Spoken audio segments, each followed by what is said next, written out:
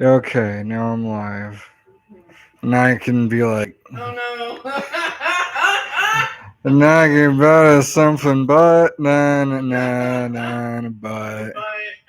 Yep, I've that's the rubber but I hit the but yeah. Oh man, I'm gonna get copyright striked because I'm too perfect. Like they're gonna smooth my groove me. Oh yeah. Yep, it's gonna be like seal. Oh wow! Hey, I actually have a viewer. What the hell? I wasn't expecting this. I didn't schedule this ahead of time. But hey, hey there. What? Wasn't expecting. Oh wait, that's right. I don't have to type. People can hear me. Yes, I do remember you, Team Yumesuki. You made that awesome Doki Doki Literature Club. Welcome to Doki Doki Literature Club player mod. Yes, I remember doing the review for that. That was awesome. It's surprising. Nice to see you. No one else is here as far as I'm aware, and I didn't have anything in particular planned. I was I wasn't expecting anyone to show up. Working on it still. Awesome. Yeah, that'll be cool to see when it's done. Yeah, I'm just I was joking with my wife about singing some nonsense, and so I decided I was going to do it live because I figured no one would see it. But now you've seen it, so I don't know. I might have to save this video and include like chat replay because otherwise my reactions won't make a lot of sense. So yeah. Anyway, I guess I could do something if there's a viewer. Let me see. Can I do? Can I? I don't. I didn't set up anything special for like gaming. I might have to do a new stream for that. I might have to download some software and set something up for that. Cool. glad to see you're fine with it. I'm gonna repeat back what you say just in case the chat doesn't get saved because I've never done this before, this kind of streaming. So I'll say, all right. Well, I guess I can talk a little bit about. Let's see if I can Let's see if I can bring my other monitor in front of my camera. Ooh, I can bring my camera and point it at my other monitor, so I can point out what things I'm currently playing. Let me do this. Okay, so uh, there's an idle game. There it is. There's an idle game I've been playing for a while called Firestone, and that's been it's something that I can just have going on in the background while I'm at work or supposed to be working or pretending to work. So yeah, it's the first time I've played like a. I don't usually play idle games, or I haven't usually, but since I got into that, I kind of see the appeal. It's like when I don't have to really give it a lot of my attention. I can just focus on something else and then check in on it every once in a while and make updates to things like buy upgrades or whatever with all the money that my guys have just been collecting in the background. Let's see. I've been playing a little gotcha game that on my phone that has recently become more like an idle game. It's called Evertale. Let me see if I can pull up a view of that. Let's see. There it is. Yes. Okay. Um, so that is. I don't know. Does that look reversed to you? On my view, it looks reversed, but it may just be my own view. Uh, does it look backwards? Because it looks backwards on the camera's view to me. Okay. Anyway, um, Okay, cool. So it shows me a mirror image probably just because that makes it feel more natural, but then it flips it for everyone else so they see the real view. A bit blurry, yeah, I could see that was blurry. But yeah, it's like they recently went to like version 2.0 of this game, and it totally changed like everything about how it works. So or almost everything. So it became there are now it now has elements of an idle game, parts of it that sort of run in the background, and a lot of the fights are now just sort of automated, where so the main game is more like building your team so that they can handle the battle by themselves rather than giving them commands for them to actually fight battles. So it's less like a Final Fantasy type or Pokemon type game, and more like a sort of an idle game. Although there are still modes that where you can either give commands directly, or you can just let your characters fight on autopilot. But by now, I've gotten so used to the automation that I just sort of let them go on auto, and there's so much room to grow and get your units stronger that I don't even bother uh, like trying to control them, because I figure I can focus on something else while they work, and then I'll just make them stronger if they don't win, rather than trying to control them better.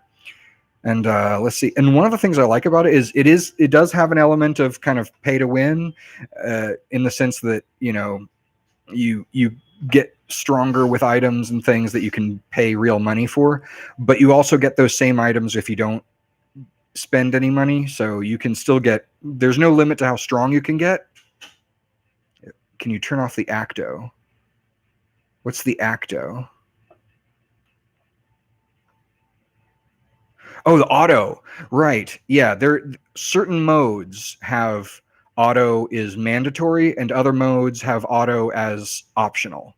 So so you can fight manually in some of them. And so but yeah, it's like you spend real money on soul stones. So that's the main currency that comes in with real money, but you can also get soul stones just by playing regularly. So there's nothing you can't achieve without paying. You just have to wait longer to get it, in a sense. So if you're patient, you don't have to spend any money. But yeah, I'm actually the leader of my guild in that one. Oh, they don't call them guilds anymore. They're called alliances. I'm the leader of my alliance, and so I have but it's very chill. It's very low pressure. No entry requirements.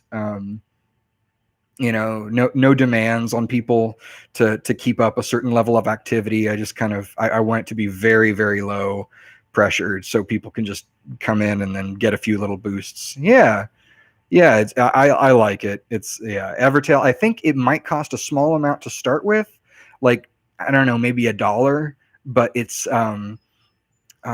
got two main modes. The first act is very kind of Final Fantasy meets Pokemon.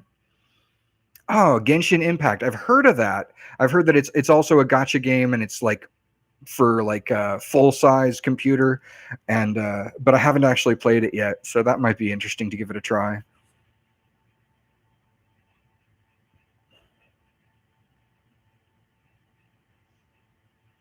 But yeah, so so the first act of Evertale is kind of like Final Fantasy meets Pokemon. Uh, oh, nice. Good to hear that Genshin Impact is good.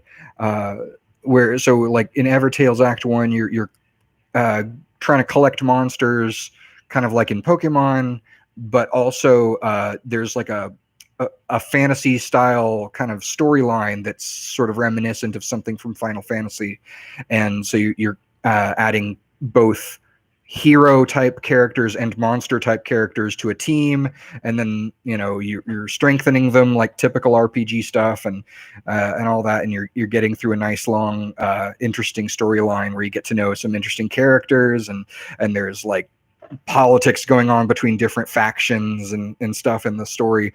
So I kind of like that. Once you finish the Act One, though, the game changes completely, and then you've got like Acts 2 through 9 or whatever that are all online, so you can get help from other players by hiring their mercenaries, and then it becomes more of a gotcha game.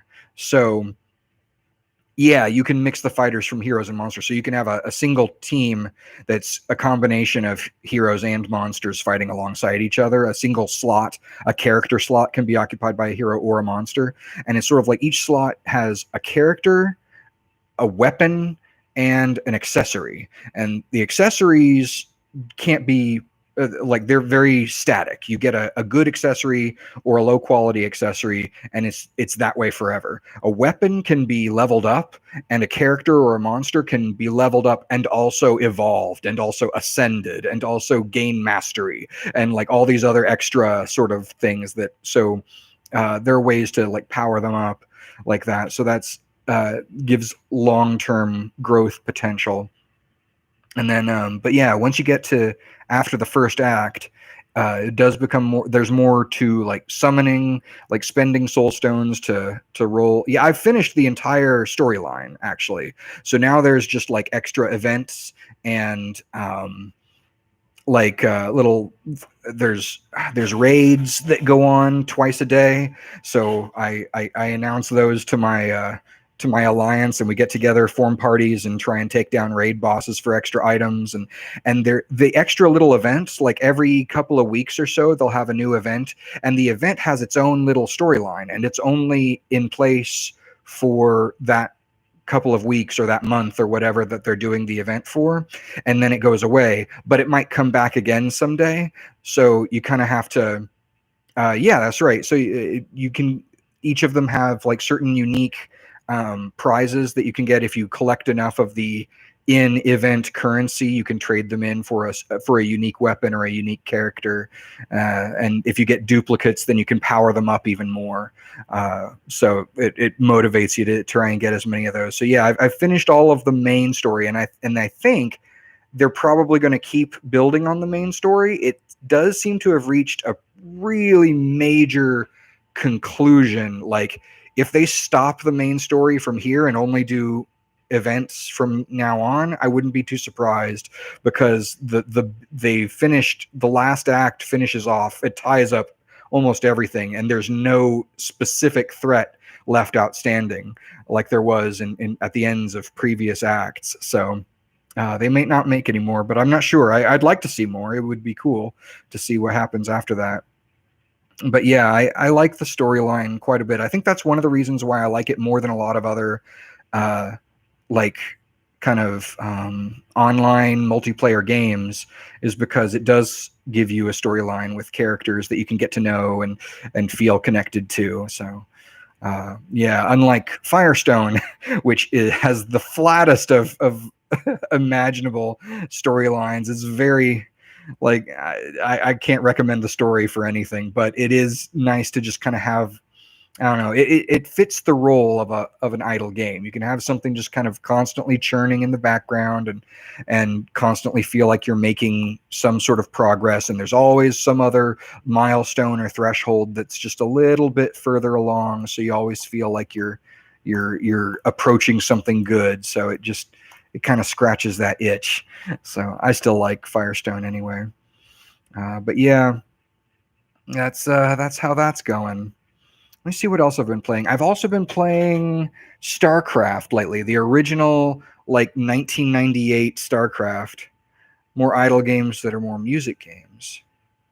Ah, okay. So when you say there are two different kinds of idle, there's IDOL and there's IDLE, and but those are two different entirely things. Like, so the Firestone's an IDLE idle game, but music, I think, like with that band game, Girls Band, I think was it called, that I remember you had on your channel. I really liked that. I think it's, but yeah, that one is IDOL, like for like the type of singer star kind of thing.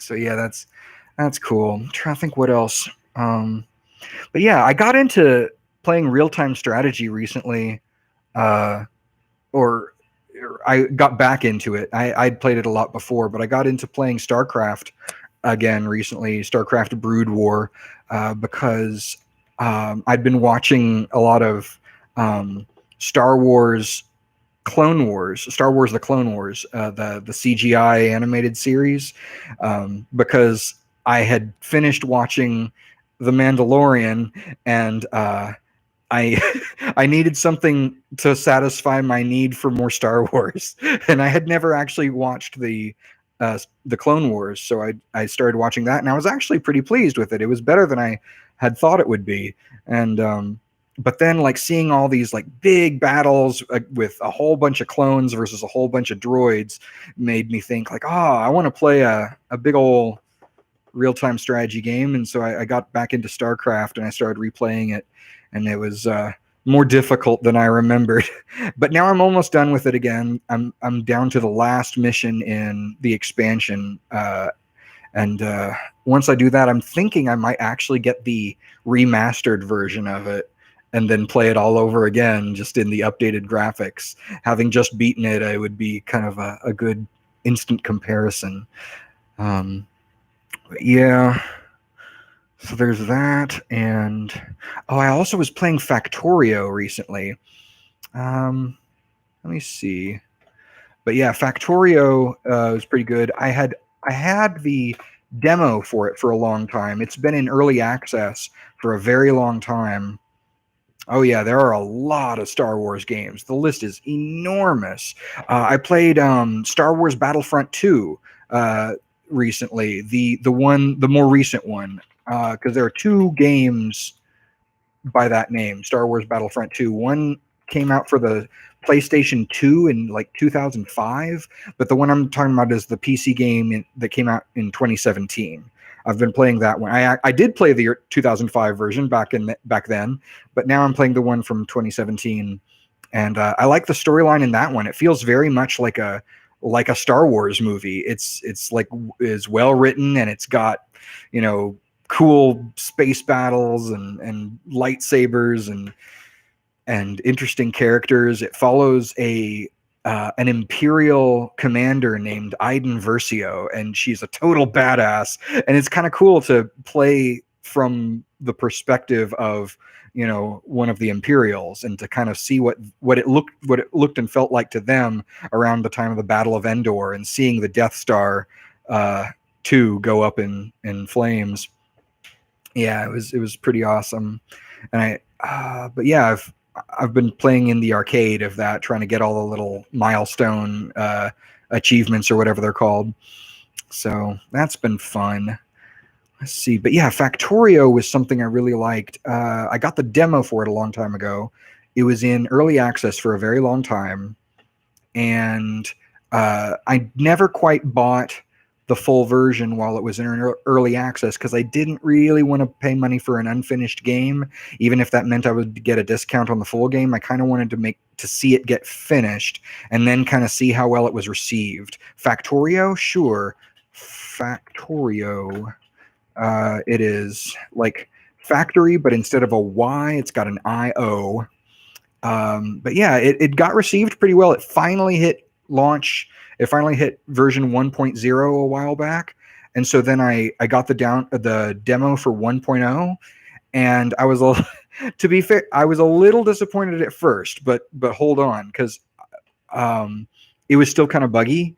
Like, I tried to do the demo training things, and like two of the scenarios where it does like hands-on training just crashed, and that kind of ruined it a little bit for me. But I still played it a lot, and I reported the bug on their forums, and they were really good at like keeping track of all the bugs and letting people know, okay, this is going to be going into the next release. And so I figured I'm not going to buy the full version until they fix this bug, but I'm going to keep paying attention. I'm going to subscribe to their newsletter, and I'm going to keep my eye on it. And then when they fix it, you know, then I'll be ready to maybe give them my money, but not until they give me an actual working demo. And so, but yeah, they finally released 1.1, and with 1.1 the demo bugs were fixed. Not only were they fixed, they actually reworked the way the demo works from the way it was originally intended to work in 1.0. So they tried like a whole different angle on it, and I thought it was pretty good. They integrated it into a different system called like tips and tricks. So some of them were just like these really brief things with screenshots, and a couple of them were hands-on, and they sort of worked in the same kind of list, and you could mark them off when you'd completed them, and they worked seamlessly. I didn't detect any problems in 1.1. 1.1, I played through the whole demo, no bugs that I could find. So 1.1 gets my stamp of approval, my Aguiar 2000 stamp of approval. That one is good to go. I would definitely buy it. And now I feel bad because I still haven't bought it, even though they've done everything I wanted them to do, because in the time that I was waiting for them to release the 1.1 bug fixes, I got really into other games, so now I don't have time for it. But I'll get back to it sometime soon, because I know it's one that I've wanted to play for a long time, and I've seen videos of it, and it looks really cool. And I would love to get back into it again. But I guess I kind of burnt myself out on the demo too early. But yeah, I'll definitely be happy to pay for it when I'm ready to get back into it.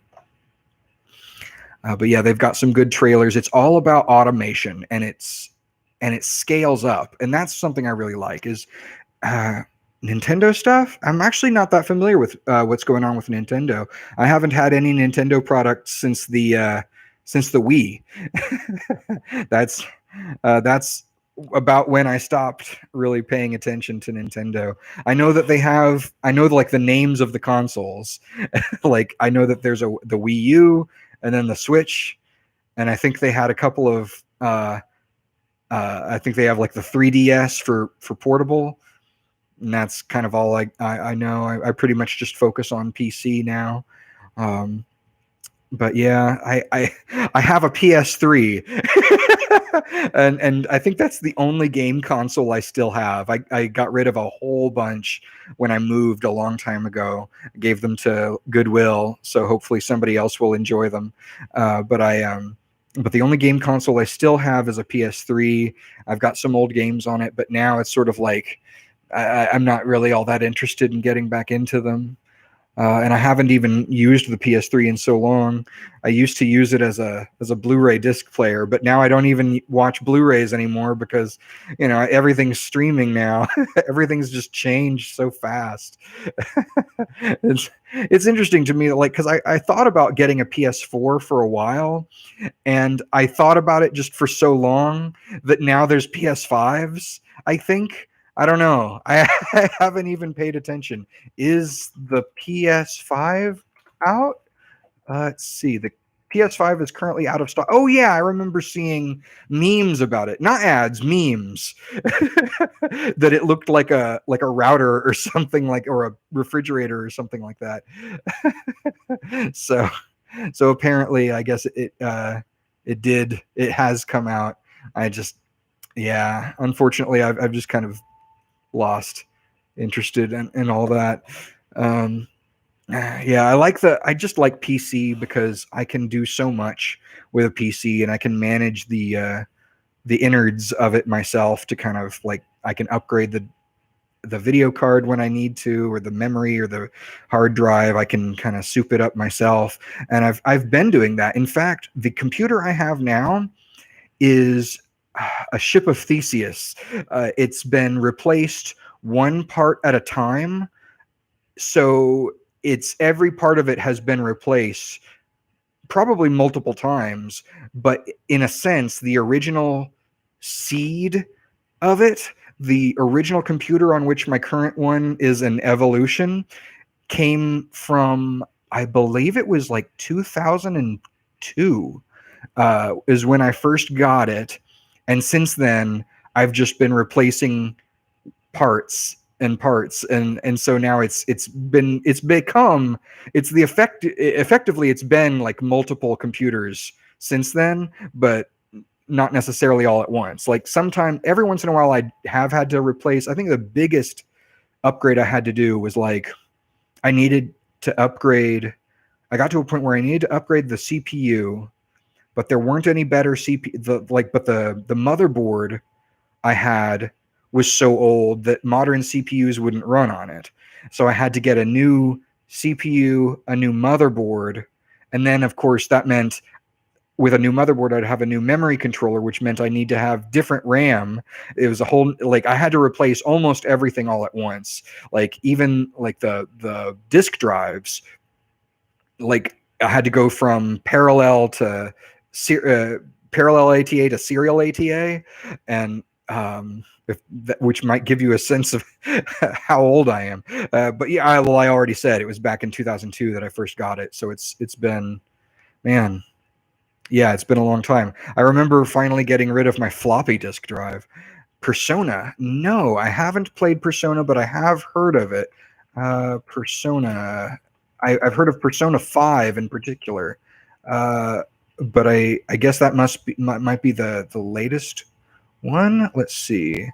Persona, sometimes known as Shin Megami Tensei Persona outside of Japan, is a video game franchise developed and primarily published by Atlas. Oh, I remember Atlas. They're the guys who released Demon Souls, I think. Focusing around a series of role-playing video games, Persona is a spin-off from Atlas's Megami Tensei franchise. First entry in the series, Revelations Persona, was released in 1996 for the PlayStation.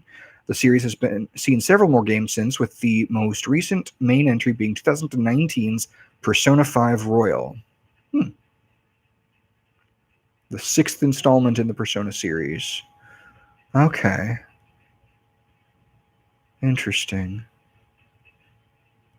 So, I'm just reading it. Used a social simulation function called social links, which are directly linked to how personas evolve. Huh.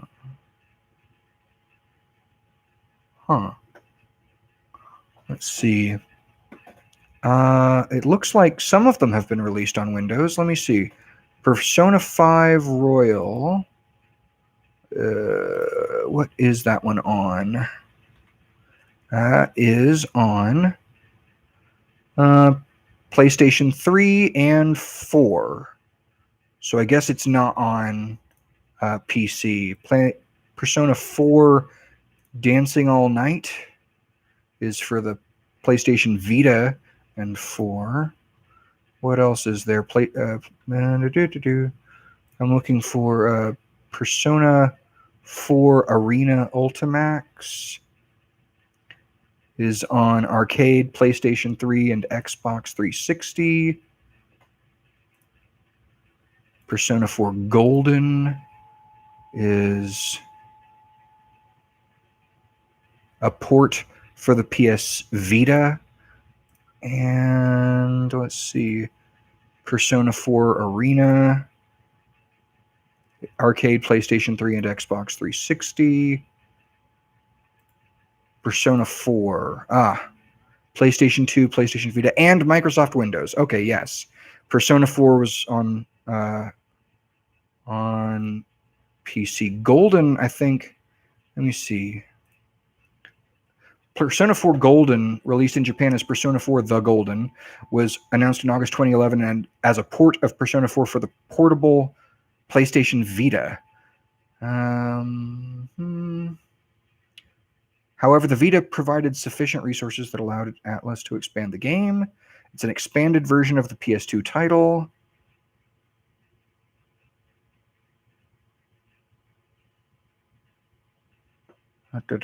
Okay, so it looks like Golden is just PS Vita, but Persona 4 is for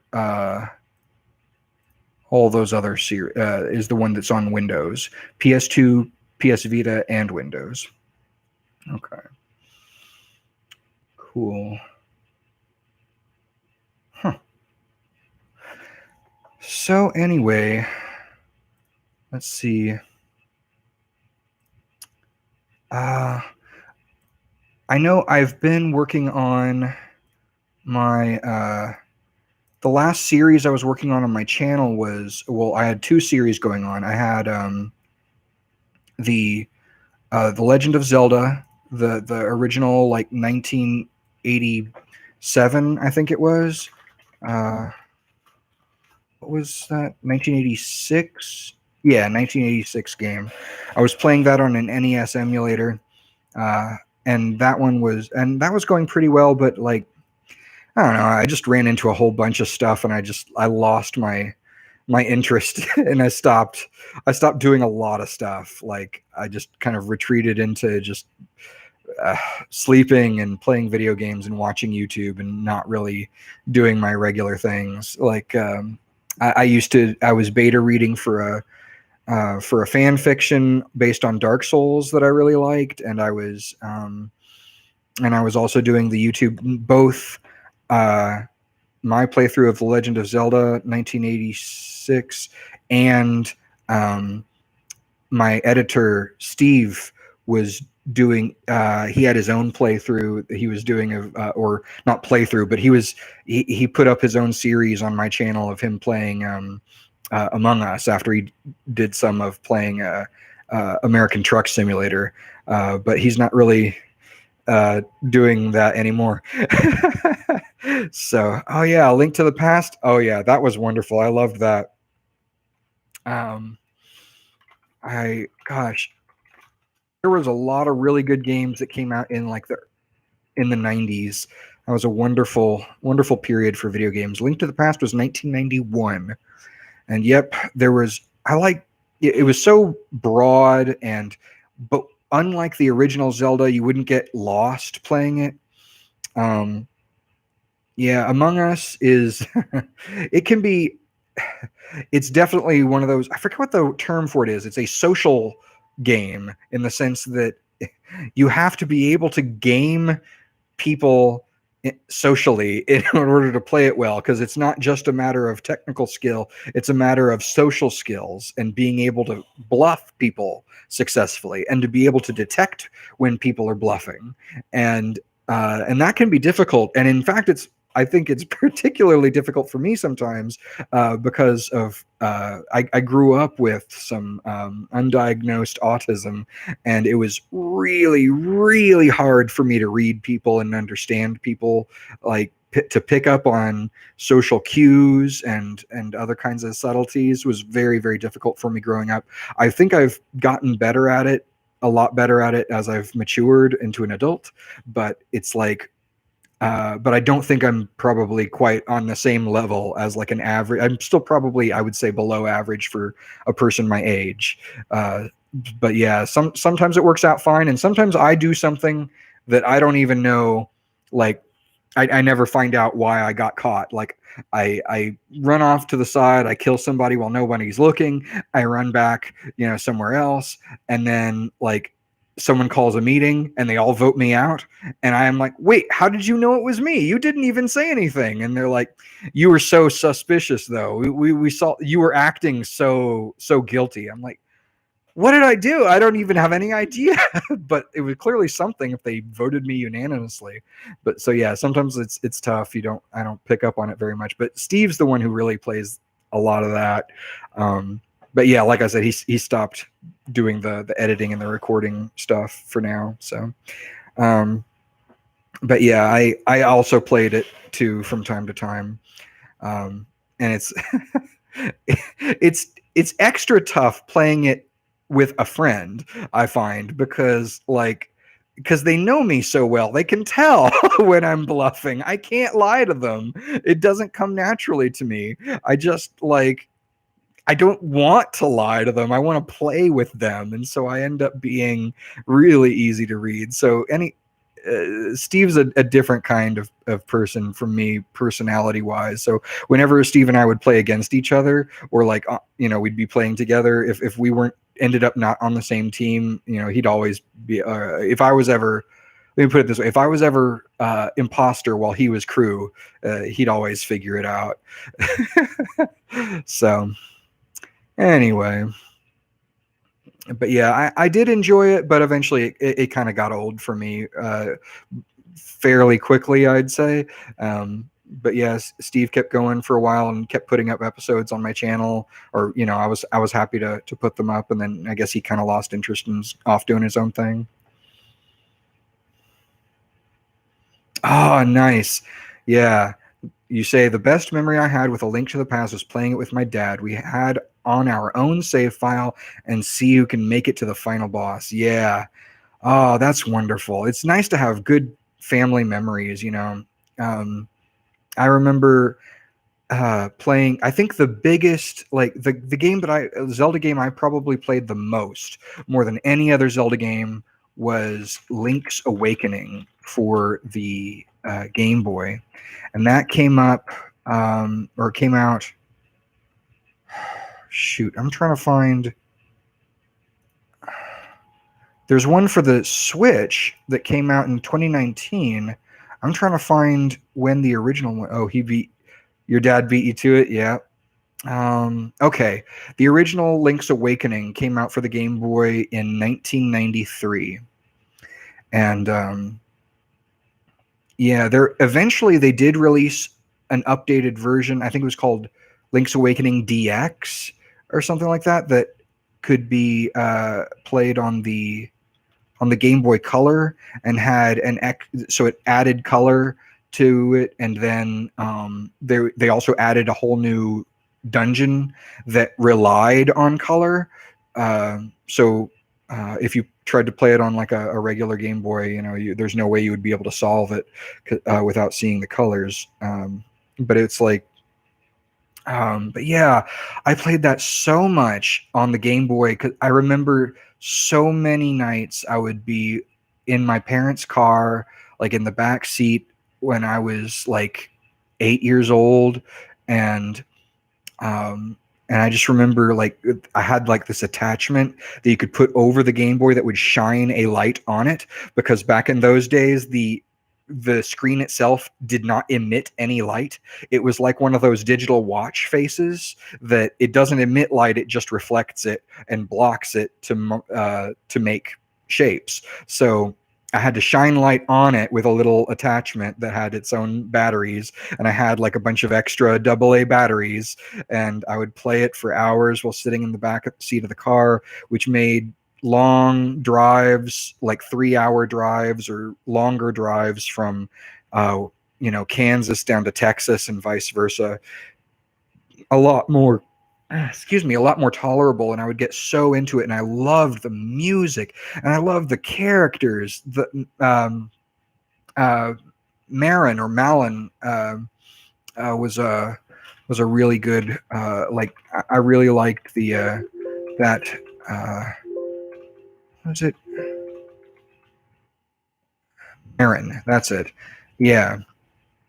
I feel bad that I liked her so much, but I couldn't remember exactly what her name was. It was something like that. It was Marin or Malin. It was Marin, and she, like, I found her very charming and sweet, and I loved just exploring everywhere and trying to complete all of the. Oh my gosh! I've got another viewer.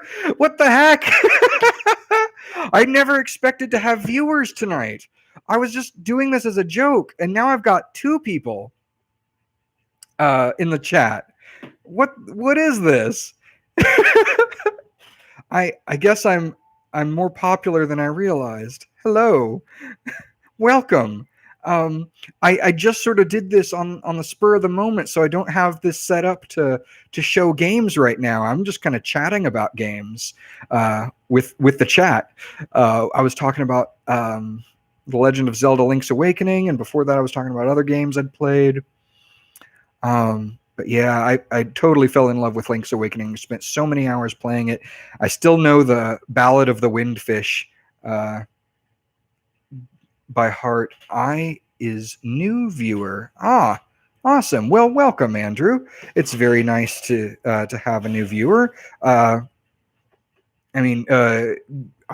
Let's see, because I was talking about Zelda because that was actually the last series I worked on on my channel, was the original Legend of Zelda from 1986, and I'd been having fun with that, but then I just kind of I wasn't getting any likes and comments on my channel, so I decided I wasn't interested anymore. I mean, I might get back into it, but I'd have to see I'd have to see demand or somebody wanting it before I decide to get back into it.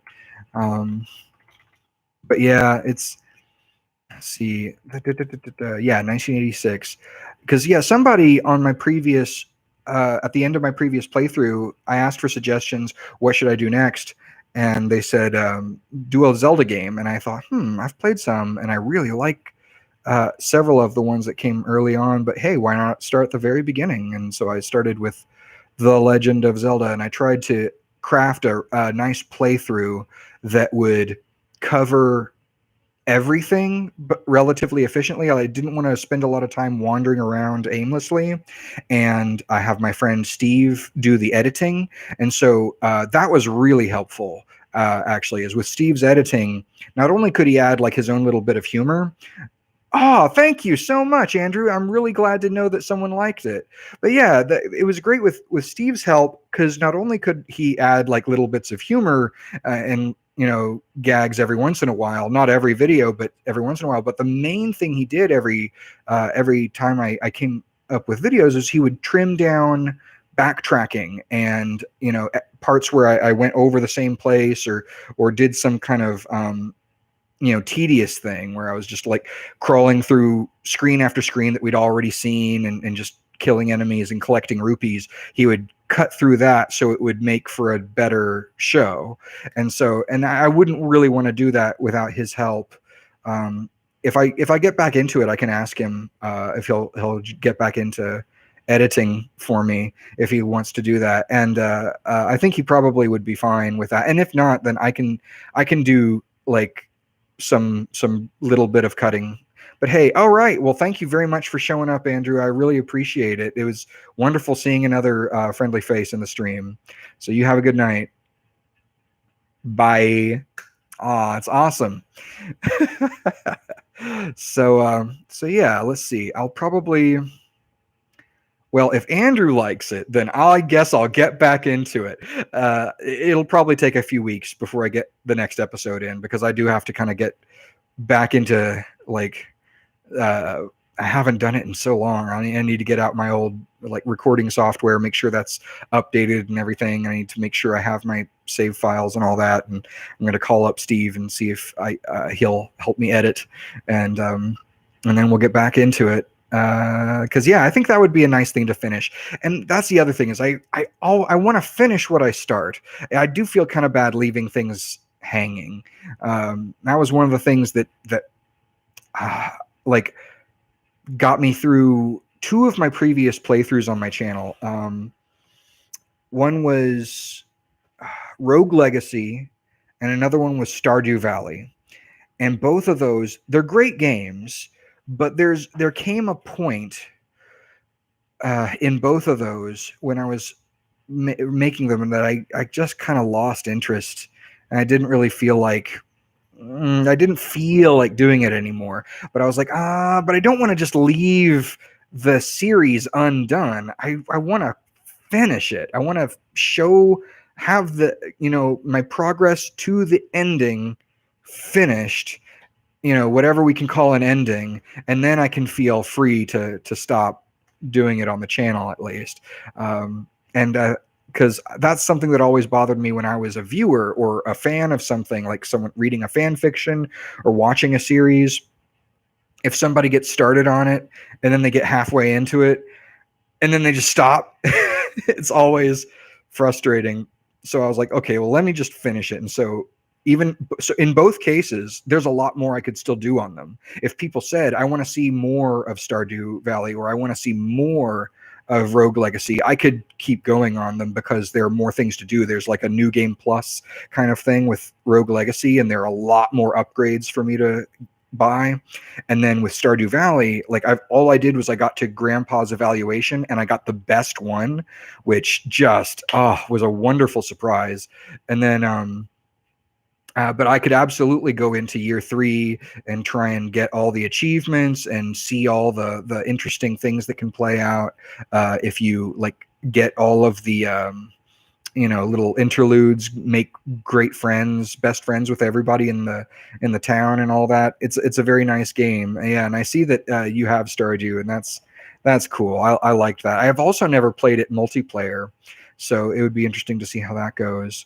You got back to Splatoon 2 due to Splatoon 3 coming next year, so oh yeah, Yeah, I understand. So that's yeah, sometimes when a new thing comes out, it makes you want to kind of reminisce and get back into something that you've been playing with before. So that's cool.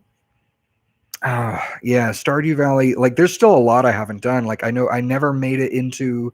I never even finished the community center. That was one of the things that surprised me. I was surprised that I was so disappointed that I almost got the community center, but I was just like one or two items shy, and I couldn't finish the community center in time for Grandpa's evaluation at the end of year two. But he gave me. I was just surprised that even though I didn't finish the community center, I still had enough points for him to give me the top rating anyway. So yeah, next time um, I can definitely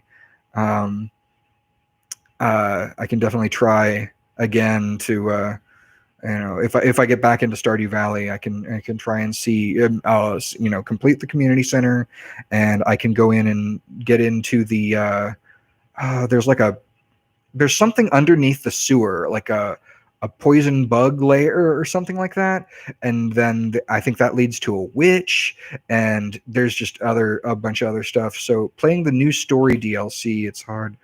In Splatoon 2. Okay.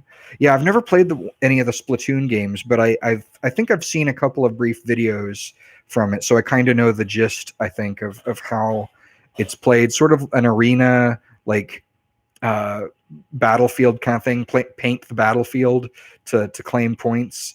I think that's. I mean, that's kind of all I know about it. It's like very dark lore. Ooh, huh. I didn't know about that.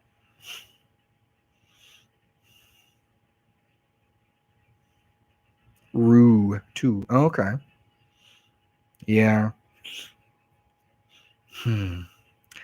Yeah, I remember. Oh, gosh, speaking of things I've started and never finished, I really, really got into the Metal Gear series years ago. The first game of it I ever played was Metal Gear Solid, which I think came out in, I want to say, early 2000s, maybe late 90s. Let me see. When did that come out? 1998. Okay. Yeah, a little earlier than I thought. But yeah, 1998. I remember playing that, and I loved the story. And then I played the next one, Metal Gear Solid 2 Sons of Liberty, and then Metal Gear Solid 3 Snake Eater, and then Metal Gear Solid 4 Guns of the Patriots was a fantastic finale to the series, I think. Uh, but then they made Metal. I eventually played Metal Gear Rising: Revengeance. The last one I have played was the one Hideo last worked on.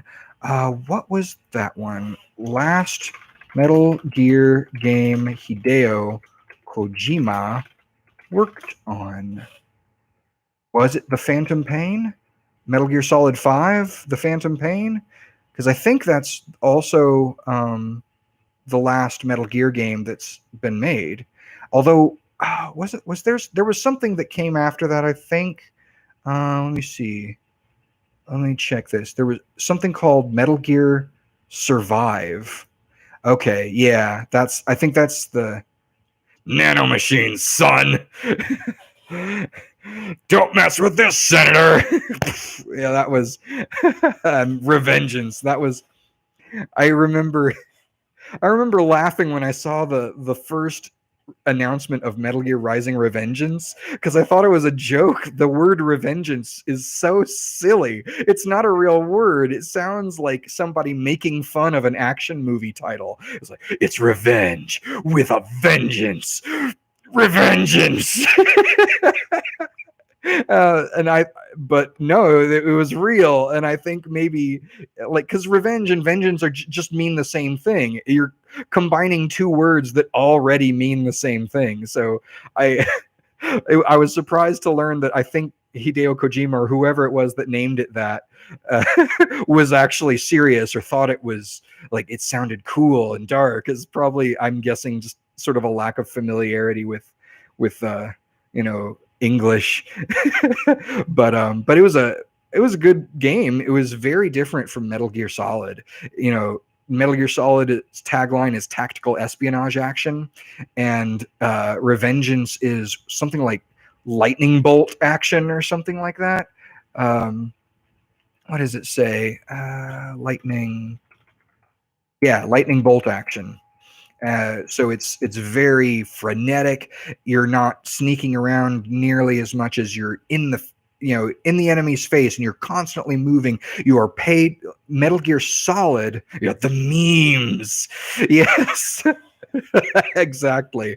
Metal Gear Solid is all about patience and caution, and Revengeance is all about action and aggression. You have to keep moving and you keep striking and keep fighting. If you are too hesitant, then you're going to fail, and you have to be really quick and precise and accurate. And it was so just over the top with its spectacle. Like the first boss fight is just mind-blowing, and it's like it's not even trying to be realistic. It's really trying to just now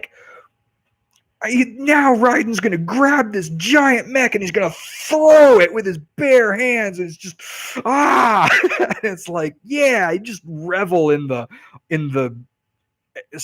absurd splendor of it, the spectacular over the topness of it. It was very, very interesting. And I like that it still kind of kept a little bit of the soul of, it felt like playing an action movie.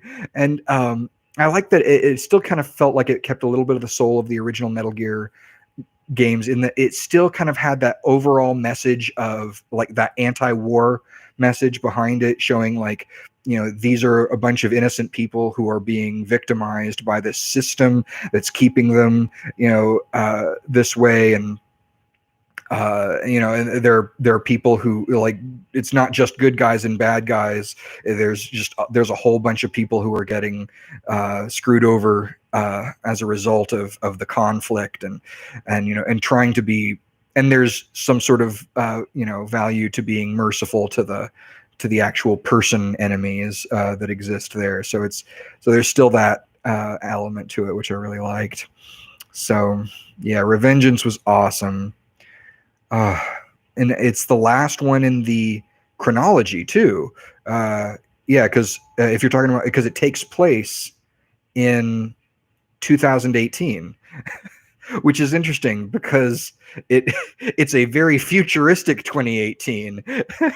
It was released in 2013, and we did not progress as much in the following 5 years as they perhaps anticipated in terms of cybernetic advancements. But then again, they were even then, like it had already diverged from the real world timeline as far back as 1999, I guess, was when Solid Snake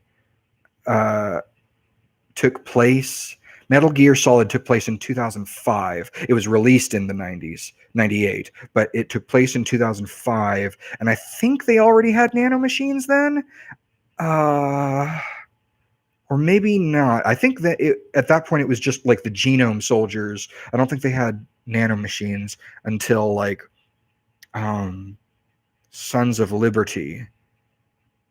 Yeah, I want to say that. And that took place in 07. And of course, in the real 2007, we didn't have nanomachines. But if you imagine if we had nanomachines in 2007, how much further would things have evolved in the following 11 years? Sure. PSP, there were two for the PSP. The first one was Metal Gear Solid Portable Ops.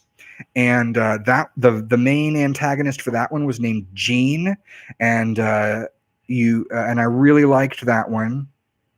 And then after that came Metal Gear Solid Peace Walker, and that one you end up going trying to build Mother Base, and you're eventually start building Metal Gear Zeke, I think is its code name, and it's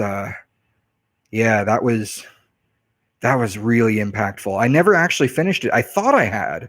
The thing is, because I got to ending credits, I defeated the Metal Gear that you have to face at the end, and I saw just the heart-wrenching, tear-jerking ending that I loved so much. And then I saw that there were bonus sort of levels afterward, and I started playing some of them, and then one of them was kind of hard, and I just kind of I decided not to finish it because I didn't think there was anything much more interesting to it. But I was wrong. I found out after I gave away my PSP and Peace Walker for it that there was that there was a whole new like secret like ending to the story. If you complete all those bonus things, you find out more about, well, no spoilers, but you discover more about the characters, and there's another big confrontation. So the actual storyline of the game was not as over as I had been led to believe by the rolling credits. So I kind of regret that, but at least, there's YouTube. I can go and watch I ended up going and watching the ending myself, the second ending. So, but yeah, that was absolutely fantastic.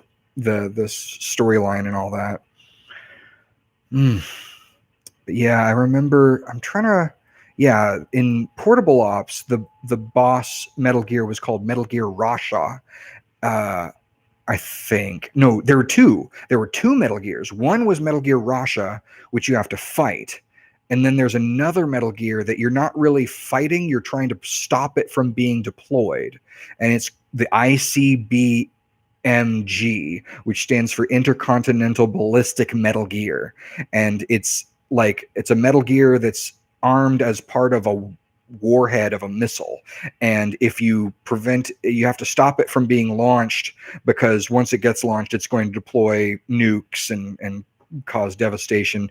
So I think if the ending of Portable Ops, you manage to do enough damage or something that it you manage to beat the final boss in Gene in time to do something to the ICBMG so that when the rocket does end up launching, but the ICBMG doesn't deploy. So okay, so that you only played the first game on PSP. So that would be, actually, I think there were multiple. Portable Ops and Peace Walker are both canon games, but I think there were also non-canon Metal Gear games on the PSP, like Metal Gear Acid and Metal Gear Acid 2. Let me see if I can find. Yeah, Metal Gear Acid came out for the PSP. That was actually the first one that came out for the PSP. Metal Gear Acid came out in 2005 in North America, and then Metal Gear Acid 2 came out in North America in 2006, and then uh, Portable Ops. Portable Ops was the next one after Acid 2. That came out in December of 2006, where Acid 2 came out in North America in March of 2006. Oh, and then there was something called Portable Ops Plus. I never played that. Let me see. Portable Ops Plus came out 2007. It's a standalone expansion of the original Portable Ops, focused primarily on online play. Okay. So yeah, that's probably why I never played it. I wasn't really as interested in playing Metal Gear Online as much as I was interested in just playing like the storyline. Then there was Metal Gear Solid Mobile, which came out as a mobile phone sort of game. And then Guns of the Patriots after that.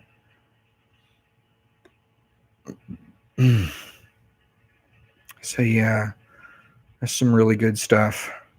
I played through Metal Gear Solid 5 Ground Zeroes, and I started playing Metal Gear Solid 5 The Phantom Pain, but I didn't get too far into it before I decided, I don't know, I just sort of lost focus and started focusing on something else.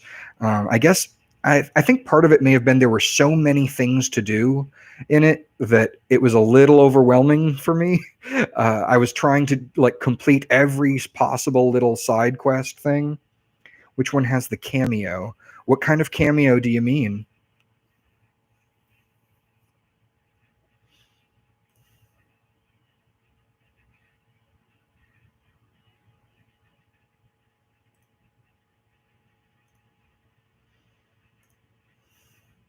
Hideo.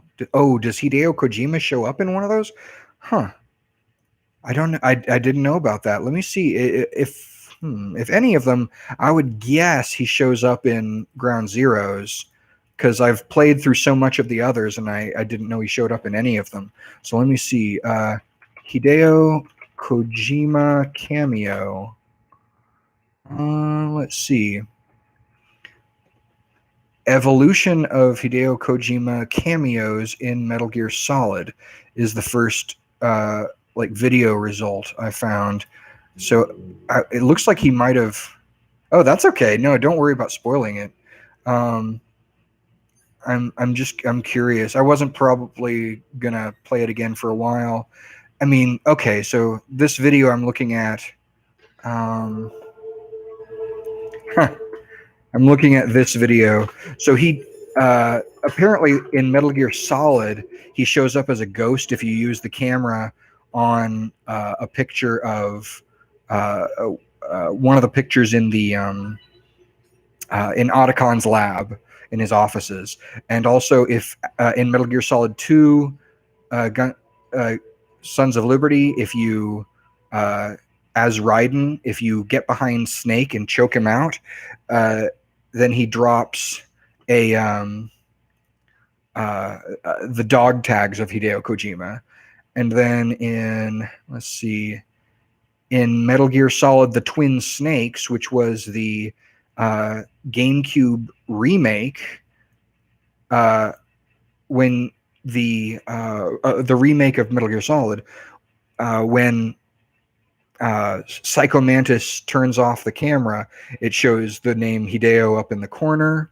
And then it looks like Hideo Kojima is standing in the background of one of the little commercials or TV shows that plays like as a loading screen in Metal Gear Solid 4 Guns of the Patriots.